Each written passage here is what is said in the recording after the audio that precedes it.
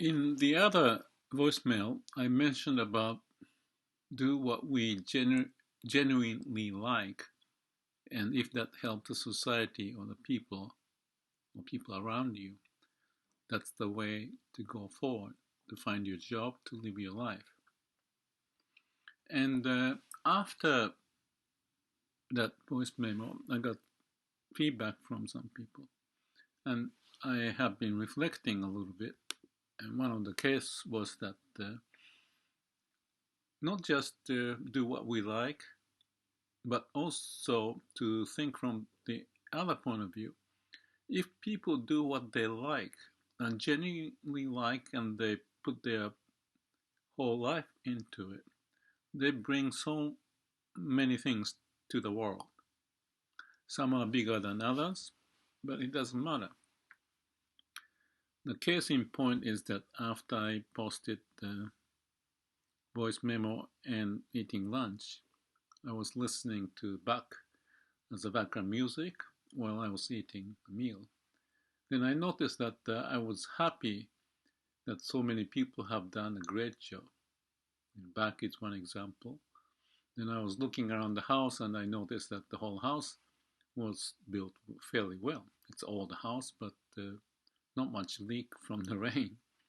So I do appreciate. So there are so many people, uncountable people, that they help us to live a life, and I do appreciate it.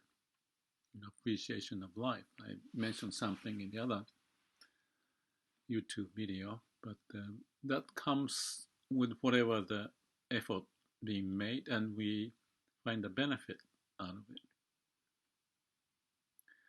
The funny thing is that when I was thinking like that, my reclining chair collapsed and I hit my leg very hard and it was painful. And then I thought, who made this reclining chair that is so easy to break down?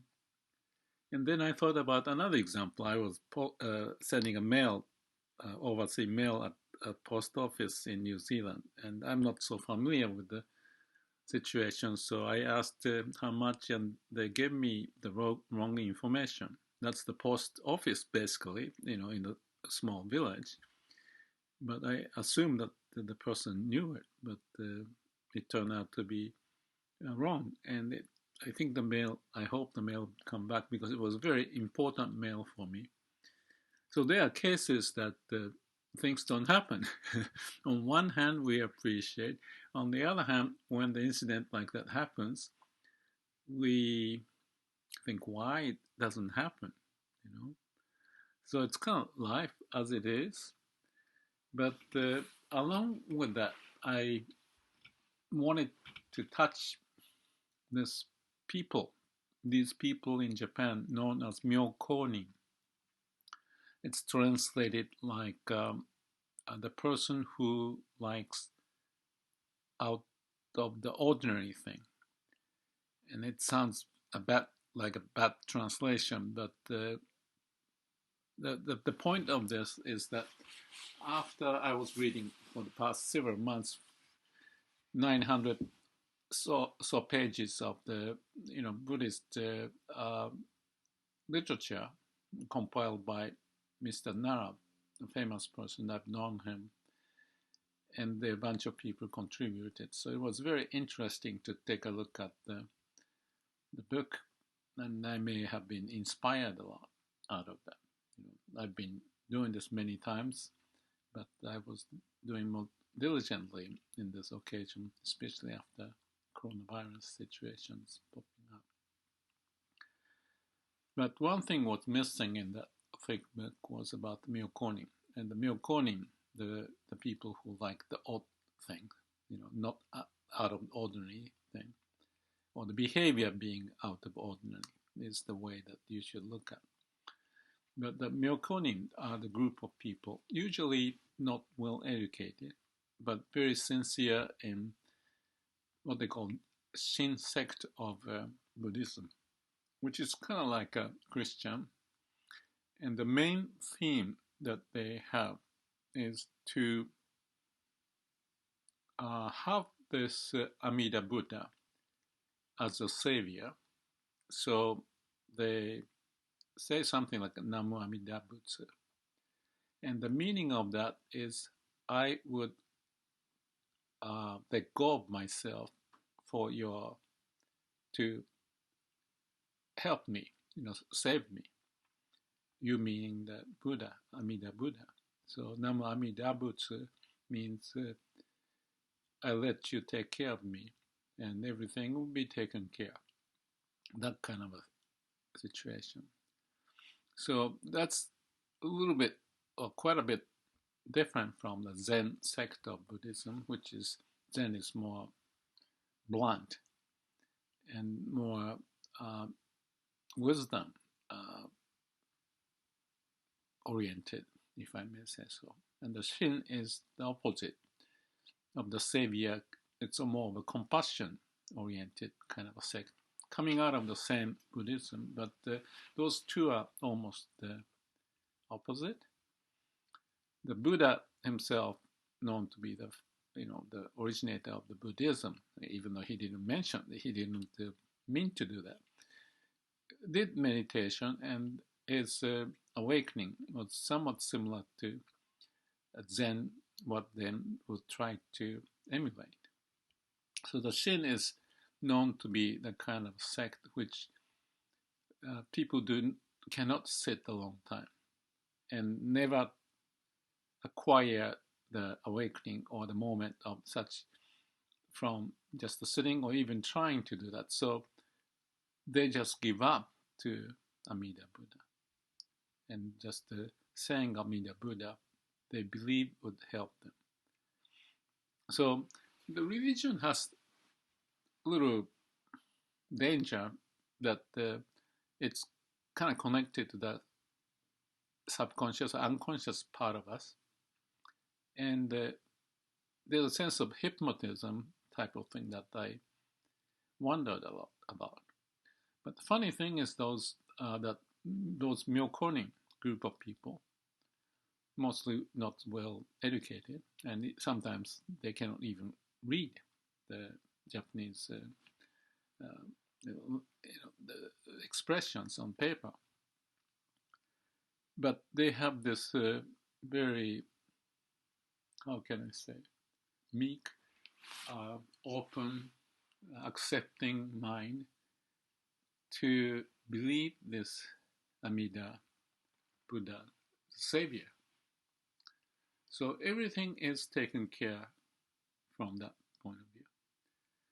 So back to what I was talking about, this, falling off from the reclining chair, or thinking of other instances, the postage, there's a, intellectual play that I go through, when you remember these things and when you are engaged, or when things are supposed to be done and not done, we tend to get a little bit upset. So whatever the reason is, and probably reading the other thick book and coming to the point that I was missing Myokonin. So I went back to what I've written about Myokonin, many pages, but as soon as I went into it, it's in the web archive in Japanese, not in English, unfortunately, but I was so amazed and attracted again from what they say. So I like to kind of point few of them, if I can find something that is interesting to share. Just a few points about the Myokonin, what they say. And this is again 2003 in September I was writing. And it started by saying of someone talking about truth is not just a academic work. It has to be expressed in the people's life. So one quick comment from one of the Myokonin, Kichibe, says, 3 years of learning Buddhism may not even meet one little sentence coming out of the Myokonin, Doko. the group of people who go with this Shin Buddhism by Shinran. And so that's just the pointing of Myokonin's expression coming out without the knowledge and the learning and the sutras and difficulties, but just the fact that when you give up your life, you believe in Amida Buddha, they'll come and save you. You know, when you're in pain or when you're dying, just say Amida, Namo Amida Butsu. So here are a few examples. So there's a guy who was stealing the persimmon, and Myokonin, Zentaro is his name, saying to that thief, saying, don't fall down, be careful, make sure that you don't get injured, and take those persimmon, no problem. Another case, and there's a thief again up on the tree and telling, in this case, Zentaro just gave him a ladder so that he went back and went to sleep. There's a case of the man who stole the radish, and there was some radish left, so he put that radish to where they pray for the Buddha in that area, like what's the word for the gift for the Amida Buddha, and telling that is the something that was left behind, so that need to be given to the Amida Buddha. And there are many more things. If I have time to talk about, maybe I just a few more. One of the things I like is that there's the person of this Myokonin named Genza, and the Genza is a person like whatever very tasty and wonderful, he was very happy to give to others, but he was happy to eat the one that many people may even throw away. I'm just amazed that these people exist. In this world, whatever the reason is, I see the orientation of the fame and the luxury and all the we call the good stuff. But there are those people. And these are the people usually like 50 years, 100 years, 200 years ago back in Japan, not in the big cities, but in the rural country, where people living very peacefully with nature and spend time maybe every week or every few weeks to go to the temple and go through some ritual like chanting Namu Amida Butsu or something. But sometimes they don't do it. But it's pretty much the same as I see it. Just like the man who go through Zen training and find the way, these people from Shin Buddhism, the Myokonin, behave very similar to those who are known to be awakened. But not intellectually, but behaviorally, expressing and sharing their appreciation to everything. One thing I remember actually was the person who was appreciating the fact that his nose is not attached on your face upside down, because if it's upside down when it rains, then it's gonna be easy to to breathe because the rain get into your nostril. So it sounds so ridiculous, stupid, and maybe seen as ignorant and out of the world. I do really appreciate. And one of the reasons for that is Daisetsu Suzuki. His book, I've read most of it, maybe 34 books, but altogether actually was much more than that. And he was the one who introduced Myokonin to to Japan in a big manner.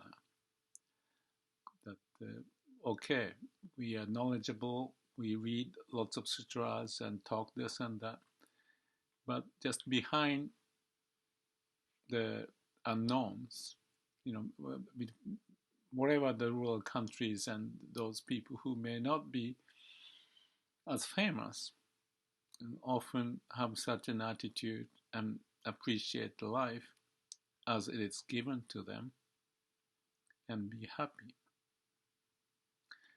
Um, they are not always happy. So I remember a quote of some Myokonin saying that, oh, today I had this problem and then I was not right. And this, I think it was Shomatsu was, maybe Saichi was his name. And someone asked to paint his face for the people in the future. And he asked the painter, okay, it's fine for you to paint, but make sure that you have this whole unicorn sticking up over my head, because I have those bad habit, you know, or the delusion pops up, and every time this pops up, I say Nam Amida Butsu. But that's the way to go beyond. So there are those people, not famous, not known so much, but maybe because of that, I wish that we would pay attention to those very simple, basic people, to appreciate life and receive the savior from Amida Buddha. It doesn't mean it could be Christian Jesus in my mind, because it's the wholehearted devotion to know that there are someone lived in the past, Amida, who vowed that he would save people. Otherwise, he would have become Buddha. And he became Buddha, so they believe that story, that Amida Buddha is coming to help. I'm not sure if I communicated this story well enough. As usual, I just talk as the idea pops up. But going back to what I was talking about, falling off from this reclining chair and thinking back about the postage, you know, I just look at this, reading this, just few sentences, that there are people who appreciate anything. Another one, I see it here down there, was that there's the person who fell off into the dirty spot, and this person, the woman, was to say that that's the fate of how bad I am, but you are the one to help me. So she was not complaining about the fact that he was staying and, you know, into this dirty spot, but came out and just moved on, no complaint. I think it's wonderful. In other videos, I talked about the references. More we have references, the good ones, to appreciate and have the different viewpoint that we can add on to live our life, it may help us to navigate our life. And I thought that that may be a good reason to talk about this Myokonin. So many people not appreciated very much, but mainly appreciated by the people around in that village and so forth, who could live like that. And if I am, let's say, educated in the colleges, a master's degree, it doesn't matter what, or the intellectuals and being able to read the, the income statement, balance sheet, strategy, and all that, that's okay. But the basic of the basics of being human and being able to appreciate and not complain and live in a simple manner. I'm 72 years old now. I really do appreciate Daisetsu mentioned about those people in his books. And I'm very happy to find I was so much interested and absorbed with all those stories. Maybe there's a way to translate most of my work and Daisetsu's books sometime. Um, Not easy for the time being, but I just wanted to share this story. And of course, usually I do for my own sake, to be humble, appreciative, and make sure that I live my life in a truthful and sincere manner, perhaps with the help of those Myokonin.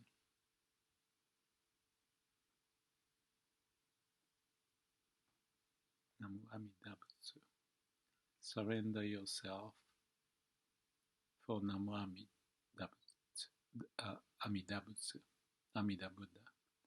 Or it's the same as you let go of your thought, your everything, which is the same as having a calm and quiet mind, but saying and approaching in a different way. But in result, the point of all of this, I think, I feel it's the same. As I said somewhere, like thy will be done. When we let go, our thought and everything, something happens. As much as we are born out of the dust of the universe, something happens.